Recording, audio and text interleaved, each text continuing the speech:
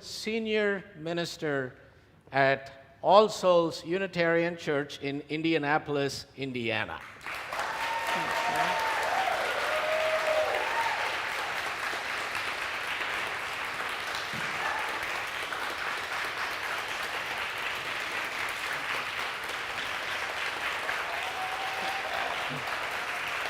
Thank you.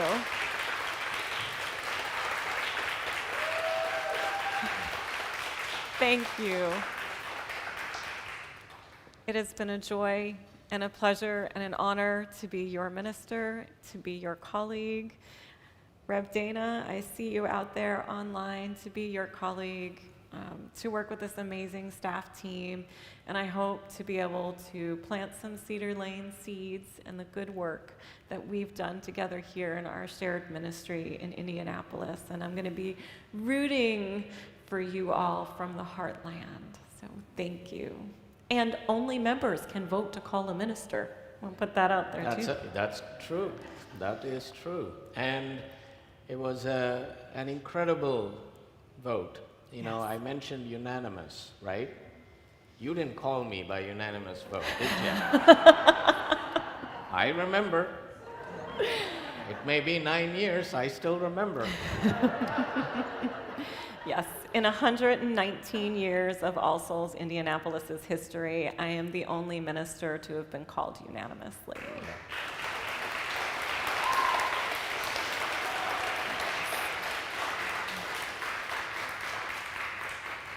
Katie, it's a recognition of the many gifts that you have brought and shared with us and blessed us with your ministry, that I am delighted that Indianapolis is seeing that clearly. And we hope that this ministry that you are embarking on is a blessing in so many ways to that community and to our faith. Thank you. And we are going to miss you as heck, but we still will let you go. Thank you. And we'll call them to remind them. Right, folks? Thank you. Let's make calls to Indianapolis every week just to remind them. And if I may, yes. I'm also really committed to a smooth transition and to a great handoff with an exceptional assistant minister that I know is going to be coming your way. That's right. Now, Reverend Katie will be with us through June, so this is not goodbye yet. And we're hoping to have some opportunities to connect and celebrate with Reverend Katie. Stay tuned, including maybe something next Sunday that we are still figuring out. And we will continue this journey through June. And then, in the meantime, we have embarked on an assistant minister search process. So I'd like to welcome Bob Essink, our president-elect and chair of our assistant minister search team, to share a quick update as to where we are. Welcome, Bob. Hi, Bob. Thank you, Reverend Abhi. Reverend Katie, congratulations again.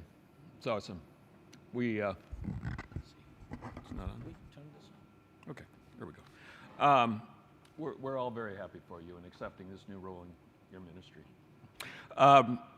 As Reverend Abhi said, Reverend Katie will be concluding her ministry in June, and the Board of Trustees has approved the hiring of a new assistant minister on a 1 to 2 year contract with an option to renew that contract for a longer period.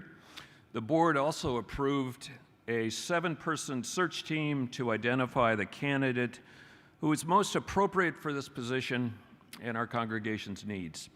The search team committee members include Betsy Banks, Marilyn Embry, Bob Essink, Nate Holtman, Wangari Kamau, Raj Mehta, and Raj Rajendran. The search team and Reverend Abhi hope to make a recommendation to the board on the selected applicant by late June so they can join us in early fall. We've received candidate applications and have started the first round of interviews. So please contact one of the search committee members if you would like more information. Our email addresses are in Friday's e-news, and we'd be happy to discuss the search process with any of you. So thank you very much. Please rise in body or spirit, and let us greet and welcome each other in person as well as in the chat.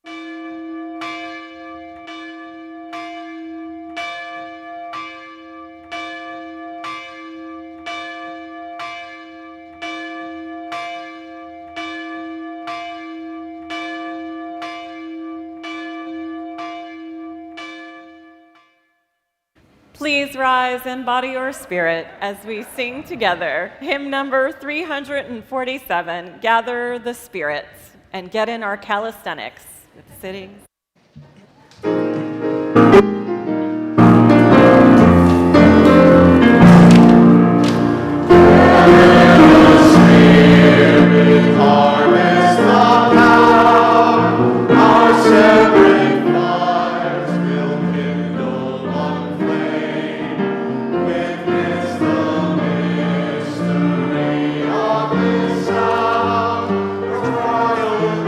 Light,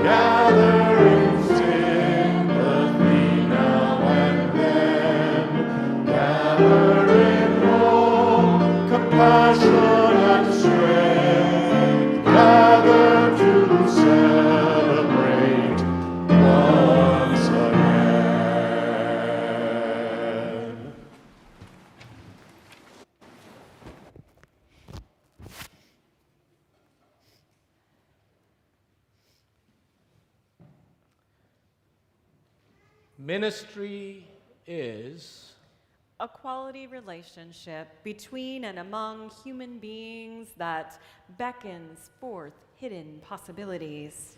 inviting people into deeper, more constant, more reverent relationships with the world and with one another. Carrying forward a long heritage of hope and liberation that has dignified and informed the human venture over many centuries. Being present with, to, and for others in their terrors and torments, in their grief, misery, and pain, knowing that those feelings are ours too. Celebrating the triumphs of the human spirit, the miracles of birth and life, the wonders of devotion and sacrifice. Witnessing to life-enhancing values, speaking truth to power. Speaking for human dignity and equity, for compassion and aspiration. Believing in life in the presence of death, struggling for human responsibility against principalities, powers, and structures that ignore humaneness and become instruments of death. In all these and much, much more than all of them, present in the wordless, the unspoken, the ineffable. It is speaking and living in the highest we know, and living with the knowledge that it is never as deep or as wide or as high as we wish. Whenever there is a meeting that summons us to our better selves, wherever our lostness is found, our fragments are united, our wounds begin healing, our spines stiffen, and our muscles grow strong for the task, there is ministry. Ministry is all that we do together.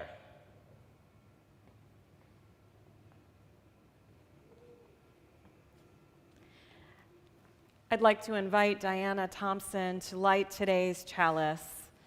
Diana has been a volunteer in religious education for over 40 years. She started as a toddler. Thank you, Diana. Please rise in body or spirit and share in the chalice lighting words, and let us know if you're at home where you're lighting the chalice from. Kindling our chalice brings warmth to the sanctuary, as does remembering that others share our principles and values. Brings us to this sacred place, as does affirming the importance and power of the Spirit. Brings more love into our lives as we connect through space and time with all that is holy, which calls us to be in service of life. We light this chalice feeling the warmth, hope, and love of our religious community. Thank you, Diana.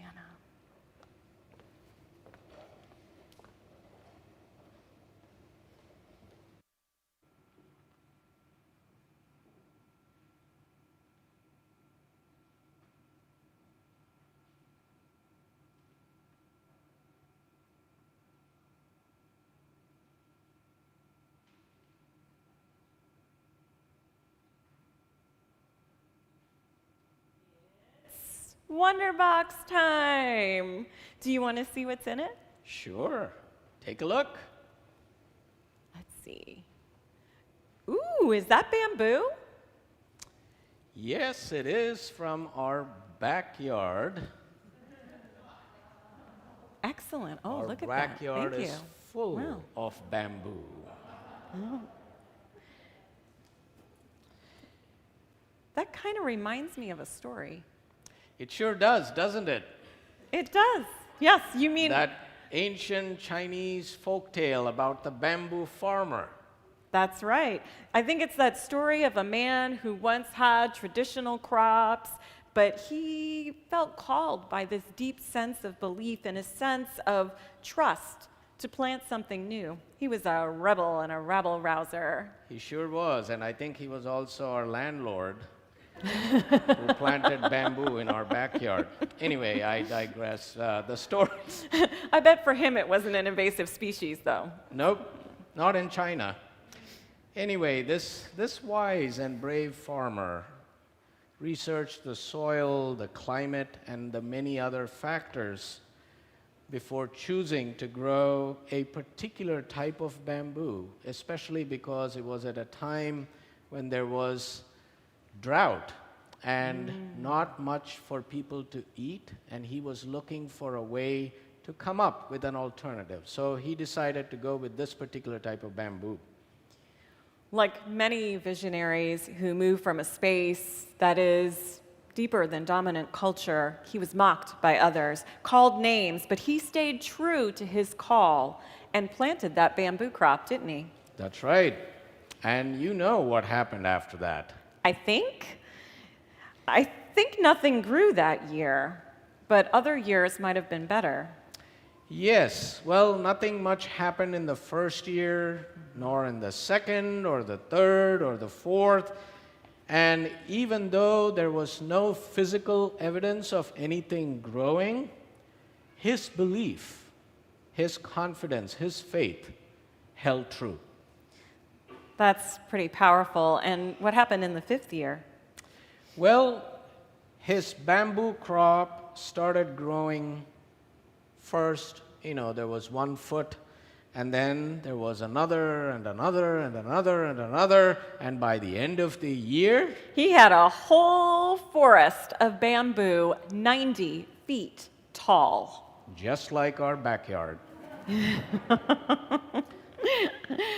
That farmer knew an important set of truths. Patience, persistence, and faith sustain us when the hard work of building beneath the soil has not yet made itself known to ourselves or to others. And what we need to know is that nothing we do is really lost. Every effort we make sooner or later will produce results, even if it's not possible to know in advance when this moment will happen. At a time when the culture of instant gratification and the cult of the individual reigns supreme, this story teaches us the value of perseverance, of long-term work, and of refusing to resign ourselves to the status quo. So, we're going to recognize some bamboo farmers this morning, because just as we know from this story that while we tend and care for something intentionally and deeply, the results of that work may take years to manifest. And we also know that in the work of faith formation, of religious education, that is also true. Right, Diana? Yep.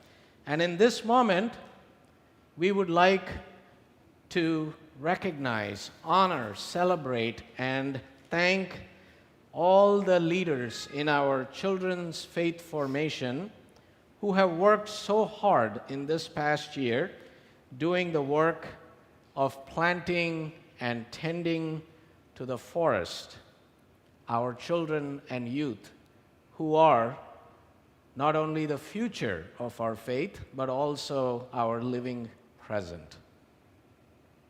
If you serve on the children's, youth, or young adult faith formation teams or staff, we invite you to please rise in body or spirit so that we may honor you. And we'd also like to recognize the Reverend Dana Edwards, the Minister of Faith Formation, for her leadership and continued commitment. So that means we are recognizing Ashley Del Sol and Iris, who is in the back.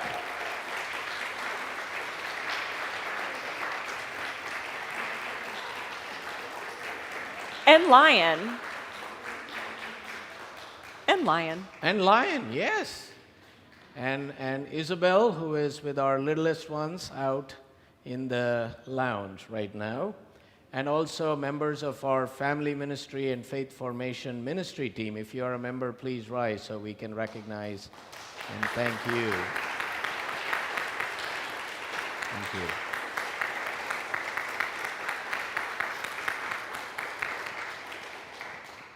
And at this time, we would also like to recognize members who have been our Soul Circles facilitators, leading our small groups, as well as the many volunteers who support our faith formation program for our children and our youth. If you are one of those good people, please rise and please come forward so we may be able to recognize and thank you for your service with these bamboo plants, which you are welcome to plant in your backyard.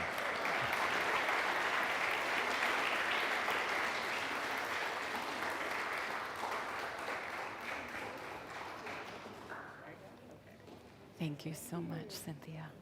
Thank you.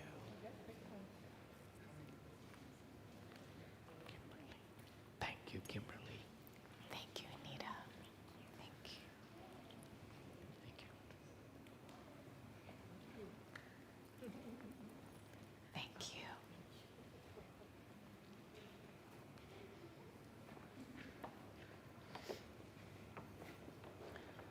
We thank you all for your shared ministry, your commitment to our community, to our values, and especially our children and youth. With the gratitude of Cedar Lane, we wish you the very best in your continued ministry to our children, youth, and adults. Thank you. Thank you.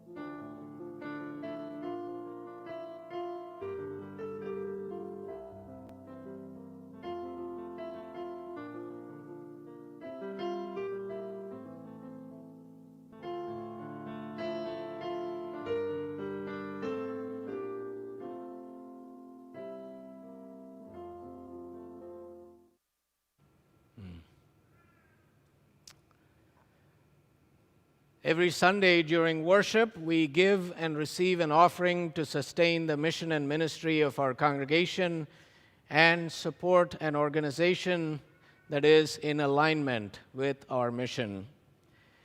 It's good to remind ourselves from time to time that the offering that we give and receive is both practical as well as spiritual, because we know that it is through our financial giving that we build our budget and fund our mission and ministries of worship and faith formation, pastoral care and social justice, pay our staff and professional religious leaders, and finance the comfort and beauty of our buildings and grounds. In the words of the Reverend Erica Hewitt, our offering is an opportunity to recommit to this place and to this people. Our offering is an affirmation, a yes.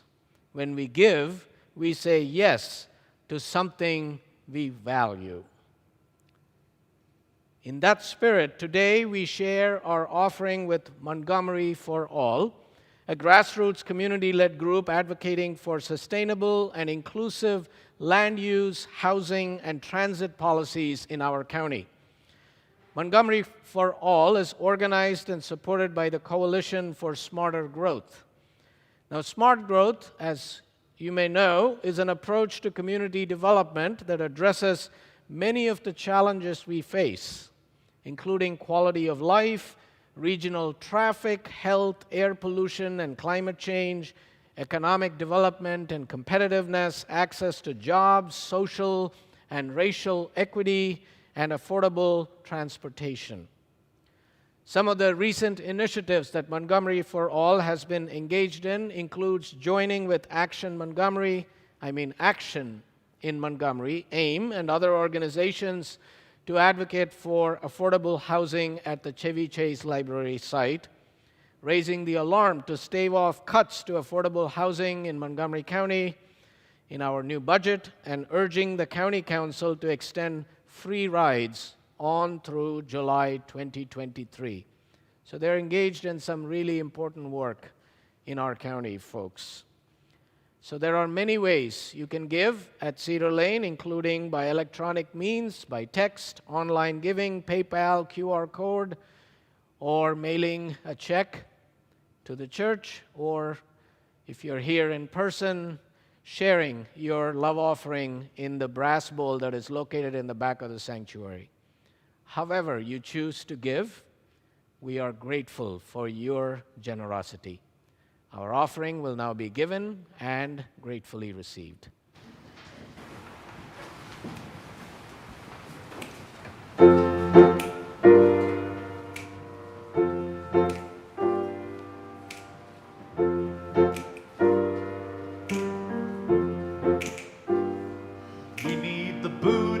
And the Baptists, Quakers and Catholics too, atheists and agnostics, Muslims and Jews. We need people of all nations, all colors and all creeds. Put an end to war now, put an end to greed. Gonna take us all to make a change, take us all to win the peace. Gonna take us all in the streets, gonna take us all.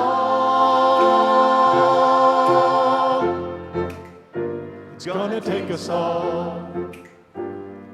We need the immigrants and the unions, Greens and the gays, hip-hoppers and beboppers and women for equal pay. We need farm workers out in the sun and the homeless out in the rain. We need seniors and the soccer moms for a world that is humane.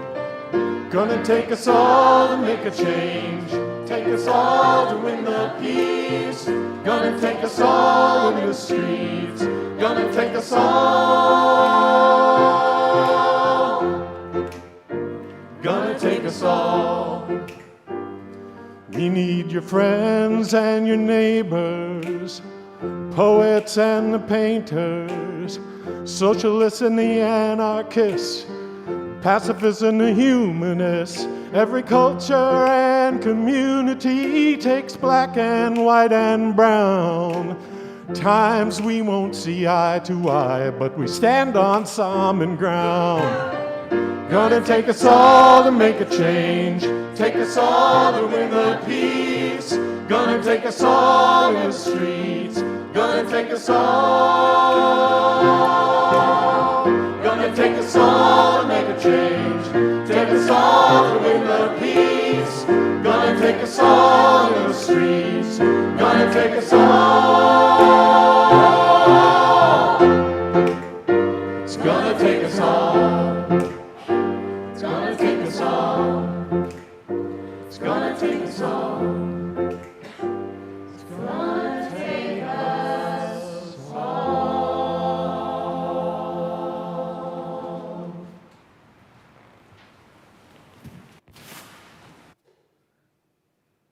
That was beautiful and inspiring. Thank you so much. Let us gather up that energy and that truth that it takes us all as we center ourselves in this moment that we reserve each and every week to draw on the sources of love that are within, among, and around us. We gather in sacred space, across time and across space, a sanctuary amid the many challenges of life, a center from which we may gather strength to face these challenges with courage, hope, faith, and love. Within our Cedar Lane community, we hold in our hearts Harold Quayle and his family, who are mourning the passing of Harold's grandson, Alan, on May 17th. We hold in our hearts Larry Stalzer, who is mourning the passing of his sister Carol, also on May 17th. We send healing wishes to Kay Scott, who is at Carriage Hill Rehab in Bethesda, and Barbara Tomar's sister, who is recovering from surgery in Tucson, Arizona. Our caring extends beyond Cedar Lane to all those whose lives are lost and whose lives are impacted by war, calamities, and the COVID-19 pandemic that continues in our nation and in the world. And we continue to lament the lives of neighbors who were murdered in the mass shooting on May 14th in Buffalo, and those who are suffering from racist violence in Dallas, Texas, as well as Southern California. We grieve with these communities as they reel from this violence and this collective trauma. May these friends of ours, our companions in this world, and all the joys and sorrows we hold in our hearts, be held in the embrace of silence together. And as we enter this silence together, I invite those of us who are mourning a loss or who are marking the anniversary of a loss to please rise in body or spirit or lift up their names in the chat. May we hold this silence as silence holds us together.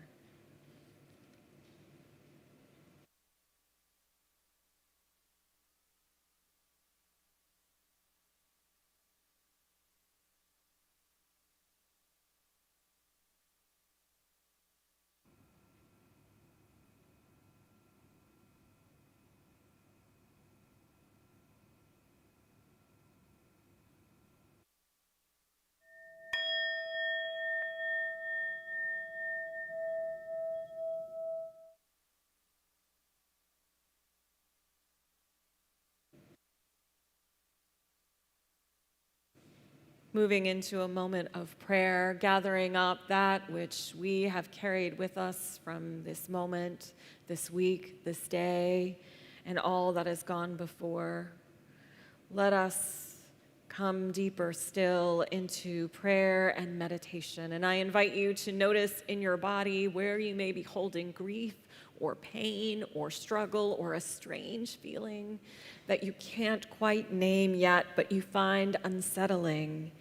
And as you notice where it is in your body, I invite you to take a nice deep breath and make 2 good strong fists, or maybe shrug your shoulders or close your eyes tightly. And when you exhale, release those muscles.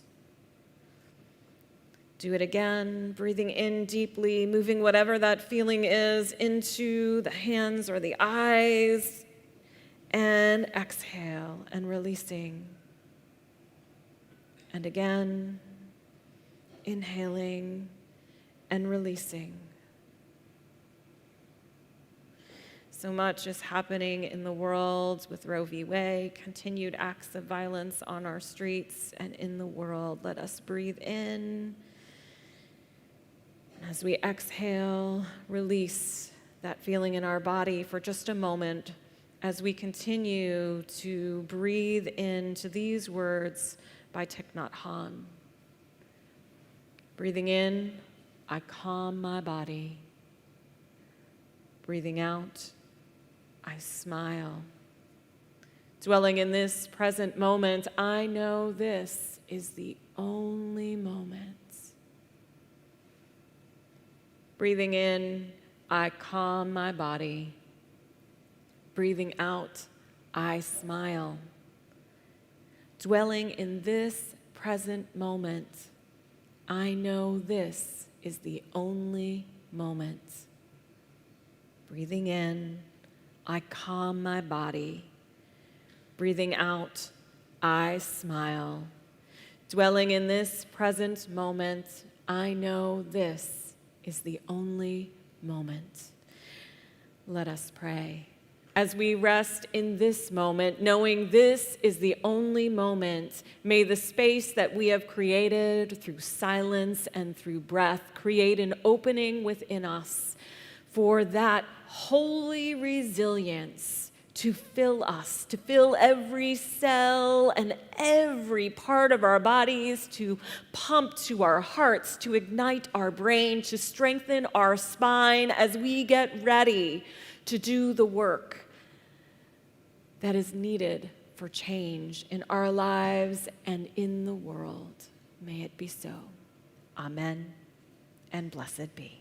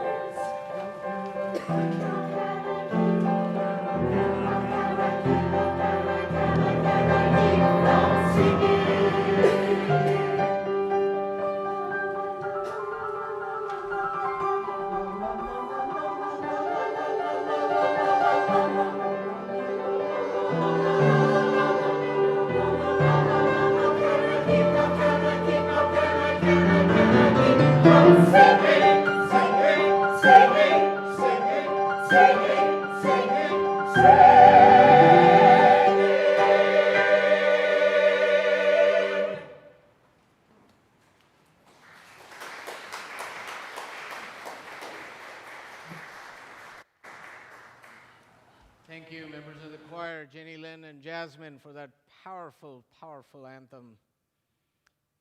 Wow. Last Sunday, Reverend Dana Edwards preached a powerful sermon. And if you weren't here last Sunday, either in person or online, I highly recommend that you watch it. It's on our YouTube. It was a reflection that not only provided a powerful analysis of our evolution and growth in our commitment to religious education ministry, it was also laying out a compelling vision for the future on how we need to reimagine our religious education ministry to look at it as faith formation in all that we say and do in order to be more present and relevant in nurturing the spiritual lives of our children, our youth, and our adults. Now, I'm going to stop there because I don't want to review Reverend Dana's sermon and use that as an excuse to not give you my reflection. So I'm going to stop there. Just one quote from that reflection. Reverend Dana quoted Connie Goodbread, a colleague and who's on the UUA congregational staff in the southern region, who said, "Everything we do is faith formation. Everything we teach is Unitarian Universalism. The congregation is the curriculum." The congregation is the curriculum. So, in that framework, everything we do, be it participating in worship, singing in the choir, teaching faith formation or religious education, participating in a soul circle, small group, providing pastoral care and support, engaging in social justice work, caring for our building and our beautiful campus, making and serving coffee and tea, welcoming people, serving on the generosity or auction team, being on the board or ministry teams, leading meditation or yoga, creating these beautiful flower arrangements, and serving on the AV team. Everything we do is faith formation. And everything we do is shared ministry. Ministry is, as Reverend Gordon McKeeman reminded us so simply and powerfully in the invocation you heard earlier, is all that we do together.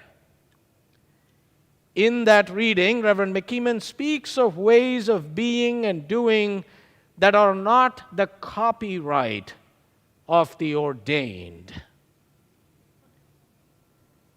I mean, those of us who went to seminary and graduated with thousands and thousands of dollars of debt and feel called for full-time occupational service to congregations, especially at a time when members are not being engaged as much or giving as much to support the ministries, but still are trying to do this. That's not who Reverend McKeeman was talking about. He was actually talking about including all laypersons and the ordained who are striving to deepen their faith through their commitments and service to the larger mission and vision of their religious communities and their faith. So as your ministers, while we may have specialized roles and responsibilities, training and skills, ministry is something we all share. Our faith formation program is a shining example of how shared ministry happens. So shared ministry is about partnership and power with instead of power over. And the approach of shared ministry says that we are together in this work of transforming ourselves and transforming our world. Inviting people into deeper, more constant, reverent relationships and carrying forward our heritage of hope and liberation. Again, to quote Reverend McKeeman, it means that both clergy and laity make a healing, holy enterprise out of the church, celebrating the triumphs of the human spirit, the miracles of birth and life, the wonders of devotion and sacrifice. Shared ministry means we each take responsibility for the health and wholeness and holiness of our religious community to co-create the beloved community. Speaking for human dignity and equity, believing in life in the presence of death, struggling for human responsibility against principalities and structures that ignore humaneness and become instruments of death. We see that all around us in the world. And shared ministry is a way in which we engage to create channels of healing. Shared ministry turns the arc of our understanding of the church a few degrees so that we move from our idea of church as a mall, as a service provider where we expect someone to meet every need, every want, or consumer complaint. It means we come to understand the church as a cooperative endeavor where we empower ourselves and each other to do the common work of healing. It means we engage intellectually and spiritually with our tradition and with its movement through time and culture, honoring the past, but not living in the past, being present in the present while envisioning a common future. It means we commit to doing the work of the church and not just church work. Not merely a semantic distinction. It is the difference between work as obligation, as drudgery, versus work as passion, as calling. It means the work of church, all work of church, is holy work. In her poem, To Be of Use, the poet Marge Piercy compares the everyday work of human beings to mud. She writes, "The work of the world is common as mud. Botched, it smears the hands, crumbles to dust, but the thing worth doing well has a shape that satisfies, clean and evident. Greek amphoras for wine or oil, hopi vases that hold corn are put in museums, but you know they were made to be used. The pitcher cries for water to carry and a person for work that is real." So the work of the church, the work of the religious community, like the work of the world, is as common as mud. It is common and it is holy. What do I mean? You see, congregations, in my experience, are a lot like gardens. And those of you who are gardeners know this really well. They are beautiful, yes, but they're also muddy and messy, sometimes unruly and weedy. A church consultant once said, "The problem with church is because you and I are in it. We are gardens. And just as a garden won't flourish without a gardener who prepares and tills the ground, fertilizes the soil, sows the seeds, waters the plants, removes weeds, and prunes branches, a congregation like Cedar Lane cannot thrive without someone or many someones doing the mundane and sometimes muddy tasks of church life. Now, the mundane tasks I'm referring to are the daily acts of running a church and a ministry, because the church doesn't happen all by itself. Someone has to get up early on Sunday to practice with the choir, make coffee, greet people as they arrive, hand out orders of celebration, work in the AV booth, count the offering, and so on and so forth. Someone has to recruit teachers and volunteers. Someone has to teach our children and be with our youth. Someone has to make calls to members and visit them when they are sick or ill. Someone has to serve on the board or our ministry teams or our committees. Someone has to convene team meetings or board meetings and remember what decisions are made. Someone has to communicate those decisions to the congregation. Someone has to take care of buildings, fix leaks, clean the gutters, tend to the grounds, and turn off the fire alarm when it goes off in the middle of a wonderful brunch. Someone has to serve on the generosity team and make calls or visits to members to make a pledge or financial support. Someone has to make a pledge and follow through by paying it in order for us to pay the bills, pay the staff, keep the building warm in the winter and cool in the summer. At times, the work of taking care of and building a congregation, friends, is endless, repetitive work and just not a lot of fun. So why on earth do we do it? I mean, why do we still continue in the ministry, including getting called to a new congregation? Why? When we are witnessing what is called the Great Resignation right here in our movement, where we have dozens of our colleagues leaving the ministry, that now we have over 60 congregations in Unitarian Universalism without a minister, who need either an interim or contract minister, with maybe 30 ministers out there looking for congregations. Why do we do it? Why do you do it?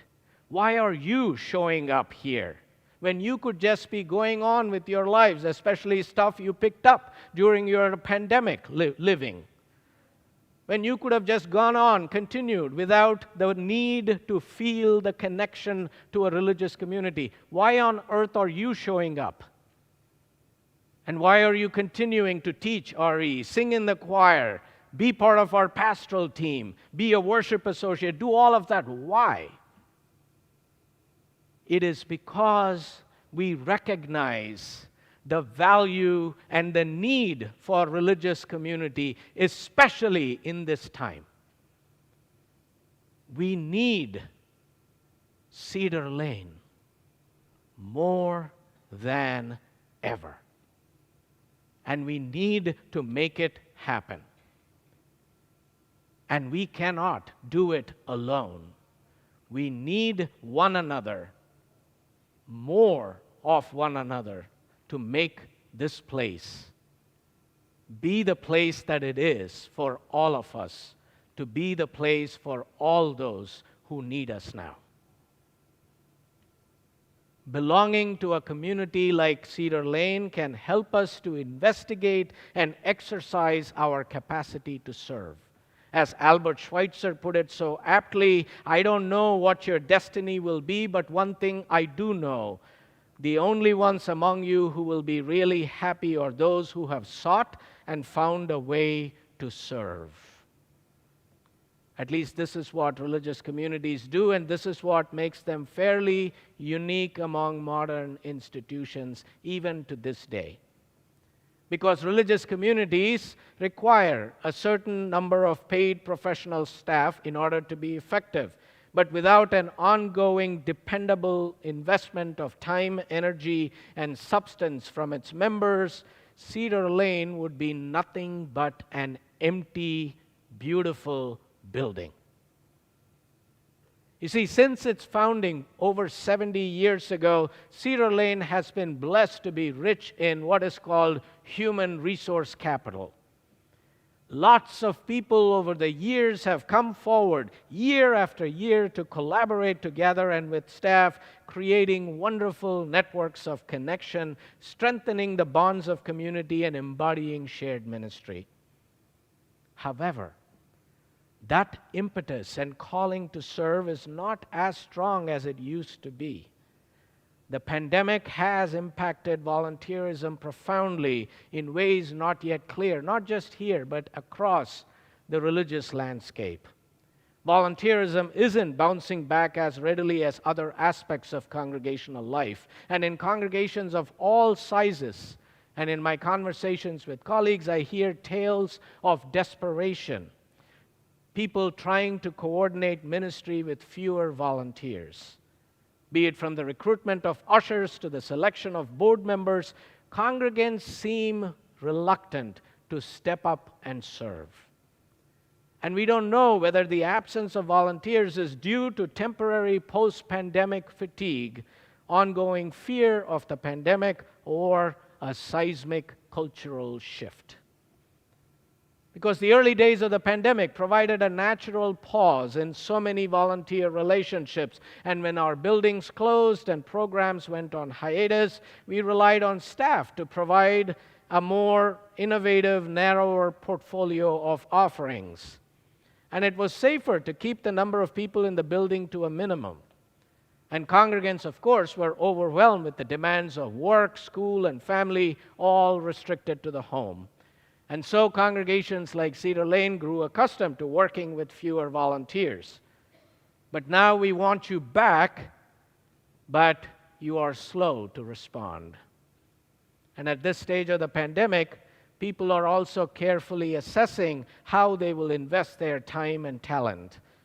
Job transitions in the workplace are at an all-time high as people reevaluate how they will spend their days, and it makes sense that people are extending that same scrutiny to their volunteer lives, especially in their religious community. And I must also acknowledge that volunteerism hasn't worked well for some time now, because we've been desperately trying to recruit people to serve without doing a good job of defining role expectations for our volunteer positions, and we have subjected people to too many meetings. God help us, that have little to do with ministry. But the time is ripe to revisit our volunteer practices to make certain we are providing people with well-structured, worthwhile opportunities. Church consultant Susan Beaumont offers some suggestions on how we might revitalize volunteerism. She asks us to evaluate needs and streamline roles, embrace technology, continue having meetings on Zoom rather than insisting that people should come back in person to meet. Promote flexibility, move towards episodic micro-volunteering for specific projects instead of having them serve for 3 or infinite years. Clarify the expected outcomes of volunteer assignments and help people pursue their passions. So after service today, as we mentioned earlier, there will be some of those opportunities, which is just the beginning of how we're going to be bringing the needs to you in terms of the shared ministry that needs your help, your support, and your participation. The state of the church is always this: the world has moved, and we must be a part of it. Because this congregation doesn't just have a past, we also got a future. We were planted here for a reason no less than our predecessors were more than 70 years ago. And we are still called to flourish, not to survive, to flourish. We are called to live out our passion, and we all have a mission. So our calling hasn't changed. It is just that we have to figure out how to live it now in today's world. In The Sacred Journey, Presbyterian minister Frederick Buechner wrote, "To do for yourself the best that you have it in you to do, to grit your teeth and clench your fists in order to survive the world at its harshest and worst, is by that very act to be unable to let something be done for you, and in you that is more wonderful still." The trouble, he says, with steeling yourself against the harshness of reality is that the same steel that secures your life against being destroyed secures your life also against being opened up and transformed by the holy power that life itself comes from. You can survive on your own. You can grow strong on your own. You can even prevail on your own. But you cannot become human on your own. And that, my friends, is the essential task of our being a religious community, of learning how to be human together. And we are here to seed that truth and shape a world that understands, embraces, and maintains that vision of the beloved community where all are known and loved for who they are and who they are called to be. So this is our time with its challenges. We do not simply belong to this church. We are the church. And to that, I say, amen. Amen. And now please rise and sing with some joy and gusto that wonderful hymn, Forward Through the Ages, number 114 in the Gray Hymnal.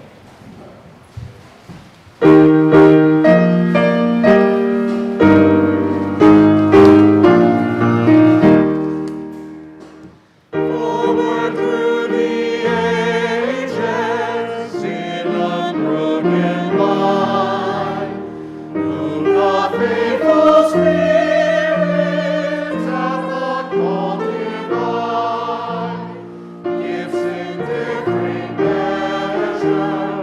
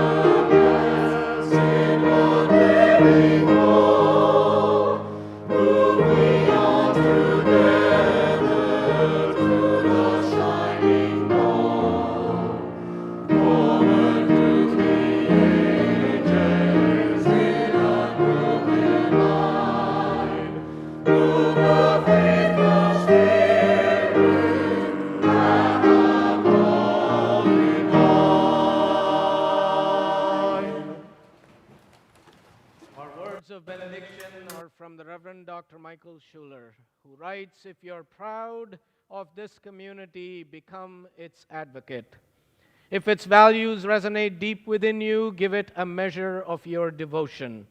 If you're concerned for its future, share some of your time with children. This community cannot survive without your faith, your presence, your participation, your giving, your confidence, your enthusiasm. This community's destiny, its future, lies in your hands. So let us make it real. Amen." Please be seated or hang out for the postlude.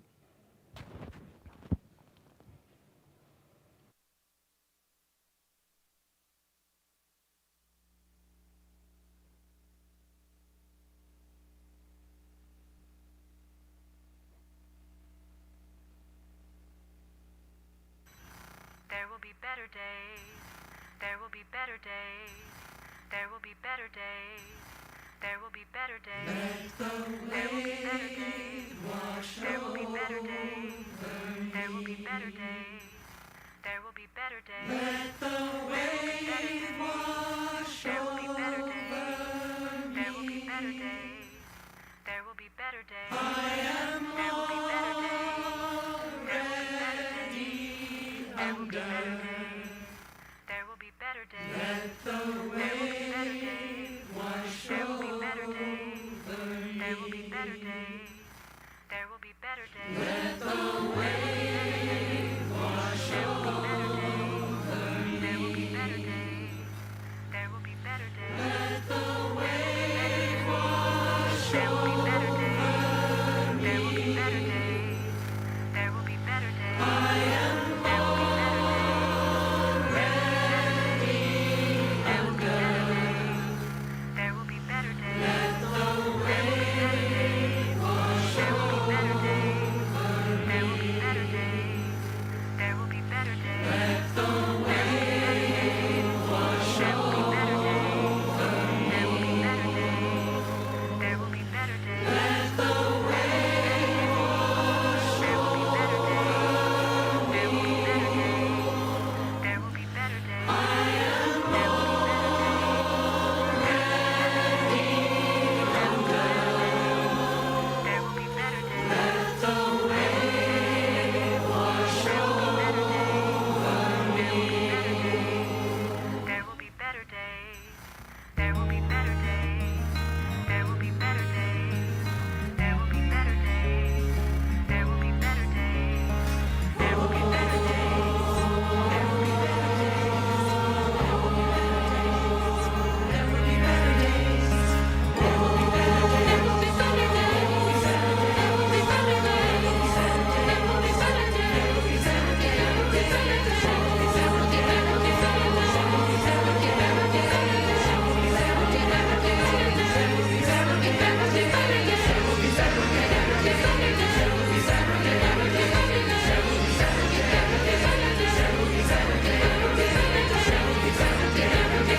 be better days. There